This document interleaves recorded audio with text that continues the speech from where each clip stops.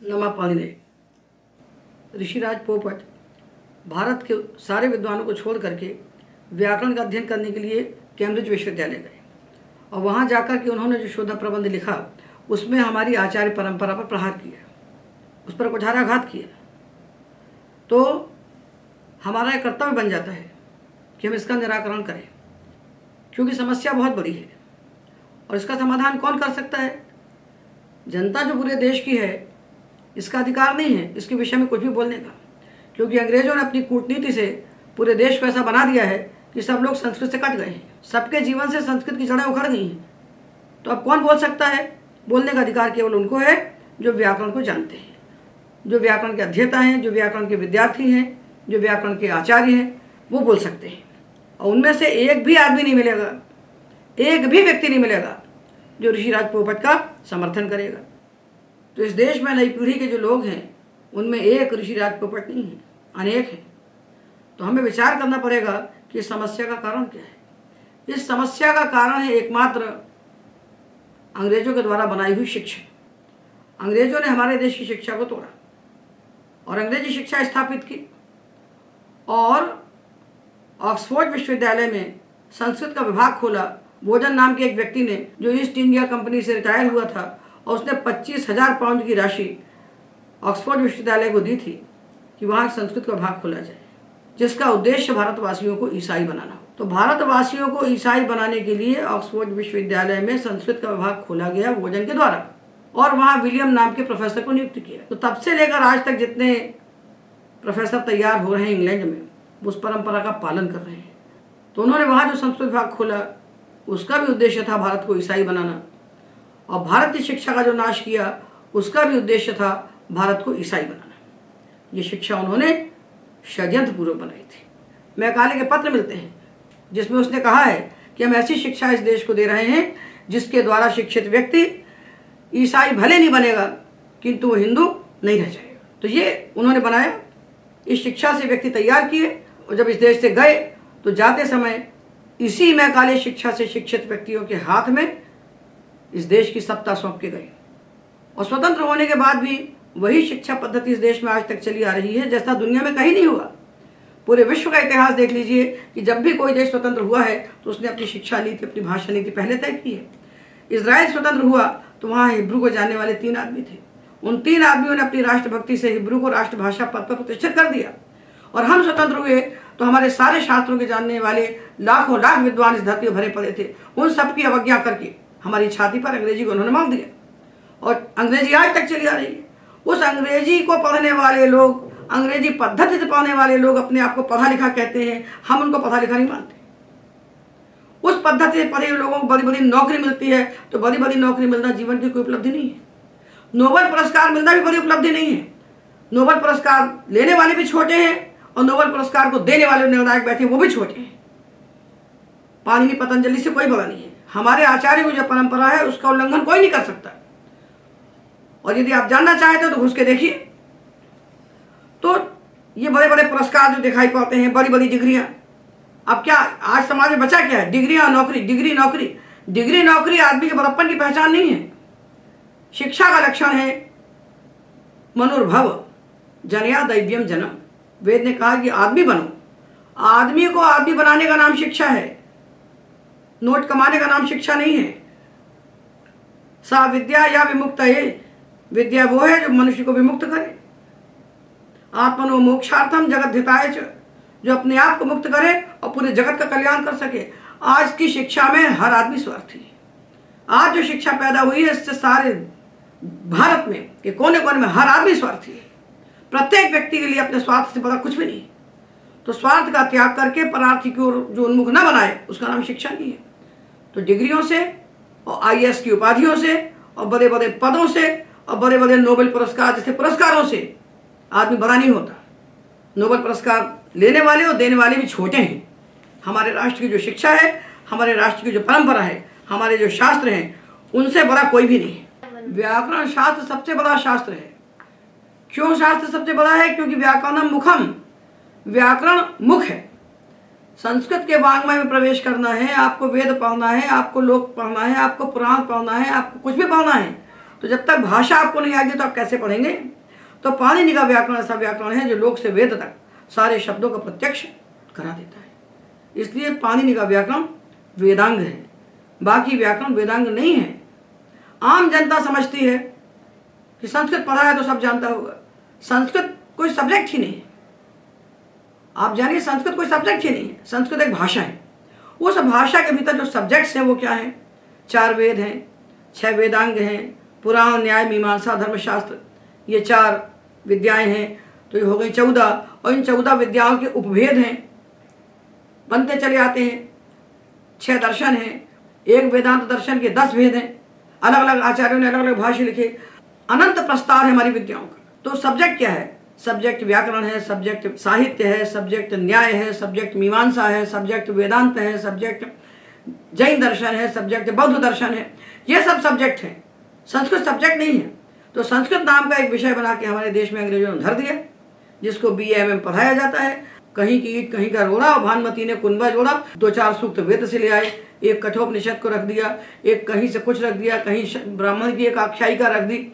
ये सब करके थोड़े थोड़े ग्लिम्सेस दिखा दिए, और MA की डिग्री हमें दे दी। जब हम पढ़ के निकले MA करके, 3 गोल्ड मेडल प्राप्त करके, तो हमको समझ में आया कि हमें कुछ नहीं आता। क्योंकि ये जो संस्कृत में MA कराया जाता है, बेचारा बच्चा विश्वविद्यालय में प्रवेश लेता है, कहाँ जाएगा बच्चा पढ़ने के लिए? वो BA करता है, MA करता है, फिर नेट करता है, फिर PhD करता है, फिर 3 साल B.Ed में अपनी ज़िंदगी झोंकता है, B.Ed के समान कचरा पढ़ाई को पढ़ता है, और उसको कुछ नहीं आता, क्योंकि उसने गलत रास्ता पकड़ रखा है। ये गलत रास्ता क्या है? अंग्रेजों के द्वारा बनाया हुआ पाठ्यक्रम। संस्कृत पढ़ना है तो व्याकरण पढ़ना पड़ेगा। व्याकरण को छोड़कर हम संस्कृत नहीं जानते, संस्कृत के बारे में जानते हैं।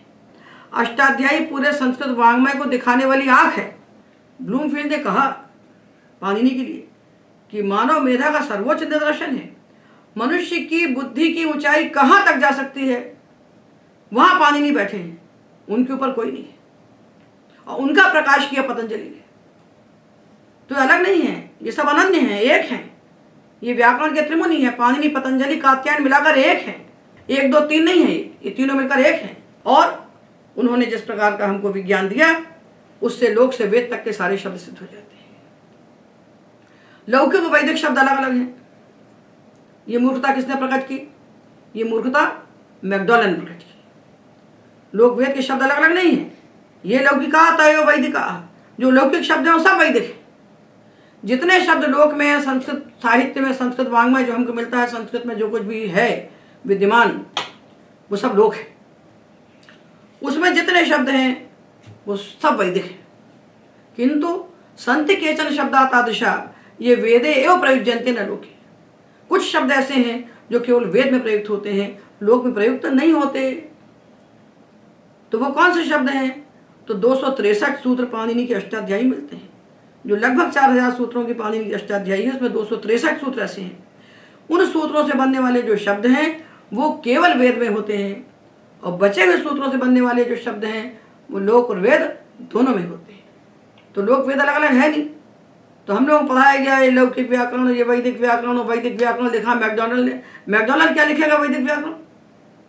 क्या लिखेगा मैकडॉनल्ड वैदिक व्याकरण? इस भ्रम में हम लोग रखा गया जब तक हम लोग पढ़ते रहे। तो ये सारे भ्रम का उन्मूलन कब हुआ? जब पाणिनि पतंजलि को पढ़ा तो समझ में आया कि ये तो हम लोगों को मूर्ख बनाया गया इतने दिनों तक। इतना बड़ा पोथा लिख के रख दिया मैकडॉनल्ड ने, वैदिक शब्दों को निकाल के रख दिया, और वैदिक शब्दों को संग्रह करके बोलते हो ये वैदिक शब्द हैं, वैदिक व्याकरण है। तो कोई व्याकरण वैदिक नहीं है, कोई व्याकरण लौकिक नहीं है। जो कुछ है पाणिनि है, सारे शब्दों की सिद्धि करने वाला व्याकरण है। बल्कि हम तो ये कहते हैं कि पाणिनि का व्याकरण संस्कृत का व्याकरण नहीं है।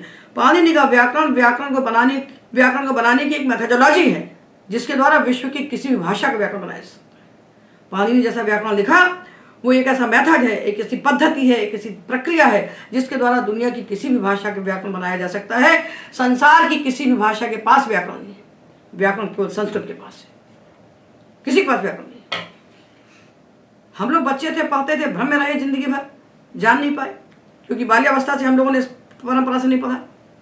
वो तो कृपा थी पिताजी की, उन्होंने गुरु जी के पास भेज दिया हमको, तो हमारे द्वार खुल गए।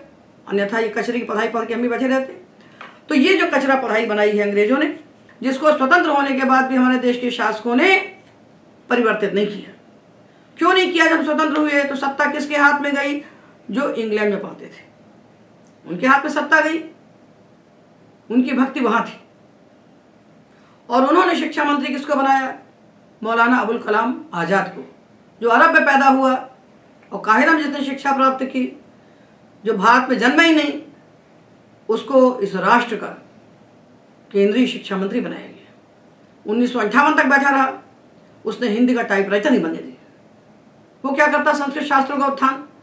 तो स्वतंत्र होकर के आपने हमारे पूरे पंडित समुदाय की, सारे विद्वानों के समुदाय की, सारे संस्कृतज्ञों की अवज्ञा की, उनको कहीं सत्ता में कहीं स्थान ही नहीं दिया। इतने बड़े राष्ट्र की सत्ता में हमारे संस्कृतज्ञों को कोई स्थान आपने नहीं दिया। तो शिक्षा जैसी तैसी रह गई। जो अंग्रेजों के समय पढ़ाया जाता था वही वही आज पढ़ाया जा रहा है। तब अंग्रेजी मीडियम में पढ़ाया जाता था, अब प्रांतीय भाषाओं में पढ़ाया जाता है। इतनी फर्क हुआ है, सिलेबस वही है। तो जब हम 75 साल तक अपने सिलेबस नहीं बदल सके तो हमने खाक किया। स्वतंत्रता के बाद हमने क्या किया अपने राष्ट्र के लिए? राष्ट्र का मतलब है शास्त्र। ये शास्त्र ही हमारे राष्ट्र की पहचान है। ये शास्त्र ही भारत को भारत बनाने वाले हैं। तो ये शास्त्र कहीं शिक्षा में है ही नहीं। पैदा होता है बच्चा, गुरुकुल जाता है, पहली उंगली पकड़ के जब बच्चा प्रवेश करता है तो उसको न्याय पढ़ाना चाहिए, उसको व्याकरण पढ़ाना चाहिए। न्याय और व्याकरण पढ़ाए बिना विकास होता ही नहीं। न्याय और व्याकरण को पढ़े बिना आदमी नहीं बनता। आप तौल के देखिए, आधुनिक विद्या से पढ़े हुए जो लोग हैं वो यंत्र है, मनुष्य नहीं है। और भारतीय शास्त्रों से पढ़ा हुआ जो पढ़ा हुआ विद्यार्थी है वो मानव है। ये भेद है दोनों में। आप तौल के देख लीजिए, हमारी तो पूरी आयु बीत गई। सारे माता पिता मरे जा रहे हैं, रात दिन अब तक खपाए दे रहे हैं कि हमारा बच्चा किसी प्रकार IIT में भर्ती हो जाए। तो IIT में भर्ती हो जाएगा तो बड़ी बड़ी नौकरी पा लेगा, और बड़ी पाएगा तो विदेश चला जाएगा। तो उसने इस राष्ट्र का कौन सा कल्याण किया पढ़ के? आप ये तो सोचिए। आप जितनी शक्ति खर्च करते हैं, जितना धन खर्च करते हैं बच्चे को IIT में डालने के लिए, यदि आप उसको बाल्यावस्था से व्याकरण न्याय पढ़ा देंगे तो अपने आप IIT में घुस जाएगा जाकर के। आपको कुछ नहीं करना पड़ेगा। ये सारे शास्त्र हमारे बुद्धि के द्वार को खोलने वाले हैं, मेधा का विकास करने वाले हैं। भीतर का द्वार खोलना, इसका नाम है शिक्षा। बाहर से ठूसने का नाम शिक्षा नहीं है। तो बाहर से ठूसने वाली शिक्षा जो अंग्रेजों ने बनाई है, जिसको हम आज तक पढ़ते चले आ रहे हैं, इसको जब तक हम समूल नहीं उखाड़ेंगे, इस शिक्षा का जब तक हम समूल उन्मूलन नहीं करेंगे, तब तक एक ऋषिराज पोपट नहीं, इस देश में ढेर सारे ऋषिराज पोपट पैदा होते रहेंगे जिनकी निष्ठा अंग्रेजों के प्रति होगी, अंग्रेजी के प्रति होगी। तो ऐसा शास्त्र पढ़ने का क्या लाभ? भारत की गुरु परंपरा से अध्ययन करने वाला विद्यार्थी ऐसा सोच भी नहीं सकता। इतना बड़ा साहस उसका हो ही नहीं सकता कि वो पतंजलि पर उंगली उठा दे। तो ये बड़ी बड़ी डिग्रियां, बड़ी बड़ी उपाधियां, बड़ी बड़ी नौकरियां और बड़े बड़े पुरस्कार, इनको हम लोग कुछ नहीं समझते। इनकी चकाचौंध में हम लोग नहीं आते, क्योंकि न हमारे लिए कोई नौकरी बड़ी है, न हमारे लिए कोई डिग्री बड़ी है, न हमारे लिए कोई पुरस्कार बड़ा है, न हम हमारे लिए पुरस्कार देने वाले बड़े हैं। जो सारी विद्याएं पढ़ने के बाद यदि भारतीय शास्त्रों को नहीं जानता, संस्कृत नहीं जानता, तो कुछ नहीं जानता। ये बिल्कुल सत्य बात बता रहे हैं। इसको अनुभव वही कर सकता है जो संस्कृत को जानता है। तो इसलिए ये जो संवाद है, इस संवाद का समाधान करने का अधिकार केवल उनको है जो व्याकरण को जानते हैं, और उनका कर्तव्य भी बनता है कि इसका समाधान वो करें, ताकि भारत के जो सामान्य जन हैं, जो अंग्रेजी शिक्षा की चकाचौंध में बेचारे हो गए हैं, जान नहीं रहे, अपने आप की ऊंचाई को नहीं पहचान पा रहे हैं। भाई, भारत में पैदा होने बड़े भारी पुण्य का फल होता है। उस भारत में जन्म लेने के बाद संस्कृत नहीं पढ़ी तो अपने आप को नहीं पहचान रहे हैं। उनकी पहचान कराने के लिए भी ये बहुत आवश्यक है कि पोपट की प्रत्येक पंक्ति के विषय में हम चर्चा करें।